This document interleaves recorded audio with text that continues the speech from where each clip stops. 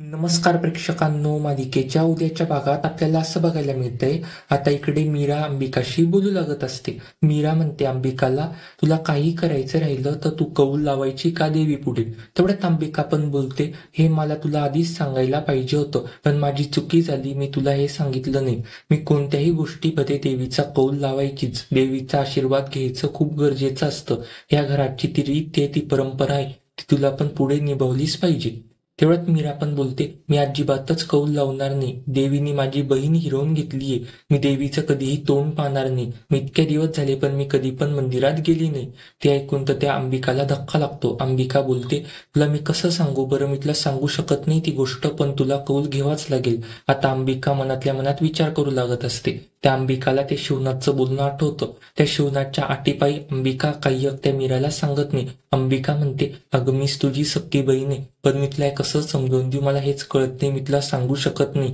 तुला देवी पुढे कौल लावलाच पाहिजे. आता मात्र इकडे सीन चेंज होतो. आता इकडे माया मुद्दामच अथर्वचे कान भरवू लागत असते. माया म्हणते अथर्वला, अथर्व तुला काहीतरी केलं पाहिजे. या घरातली परंपरा आहे, सुनेने कौल लावला पाहिजे. जर का कौल लावला नाही ना तर मंजिरी मॅडम अजिबातच जेवण करणार नाही. त्या पूर्ण दिवस उपाशी राहतील. जर का मी या घरातली सून बनून आली असते ना तर मी पहिले कौल लावला असता, पण त्या मीराला काही मंजिरी मॅडमचा अजिबातच पडलेलं नाहीये.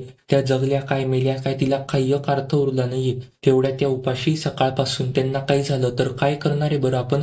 ती अजिबातच कौल लावायला तयार झालेली नाहीये. मला या गोष्टीचं फारच टेन्शन आलंय. अथर्व प्लीज तू काहीतरी कर. असे मुद्दामच नाटकं माया करू लागत असते. अथर्व म्हणतो मायाला, तू अजिबातच टेन्शन घेऊ नको, तू काळजी करू नको, मी मीराशी बोलतो. असं म्हणून अथर्व पण मीराच्या बेडरूम मध्ये जातो. अथर्व म्हणतो मीराला, मीरा जरा 2 मिनिटं थांब, मला तुझ्याशी खूप महत्वाचं बोलायचंय. तेवढ्यात मीरा बोलते, बोला ना वेदाचे बाबा, तुम्हाला माझ्याशी काय बोलायचंय. तेवढ्यात अथर्व बोलतो, कौल, तू कौल लावायला देवीचा का बरं तयार झाली नाहीये बरं. तिकडे माझी आई उपाशी, त्या अजिबातच जेवायला तयार नाही, तू इकडे कौल लावत नाहीये. या घरातली परंपरा रीत तुला ते पाळलेच पाहिजे. तू वेदाची आई जशी झाली तशी तुला या घरातली सून पण व्हावं लागेल. तुला इथल्या घरातल्या प्रथा रीती सगळ्या पाळावा लागेल. असं म्हणून अथर्व पण मीराला सांगतो, तू कौल लावायला तयार हो. आता मीरा कौल लावायला तयार होईल का नाही. जर का मीरा कौल लावायला तयार झाल्यावरती मालिकेत नेमका पुढे काय ट्विस्ट येईल हे पाहणं फारच रंजक ठरणार आहे. कारण की मंजिरीने कारस्थानं रचले मीराला कौल लावण्याकरता, आणि मंजिरी ह्यावेळी जिंकेल का मीरा ह्यावेळेस कौल लावून मंजिरीच्या नाकावरती टिचेल, काय होईल हे पण पाहणं फारच इंटरेस्टिंग असणार आहे.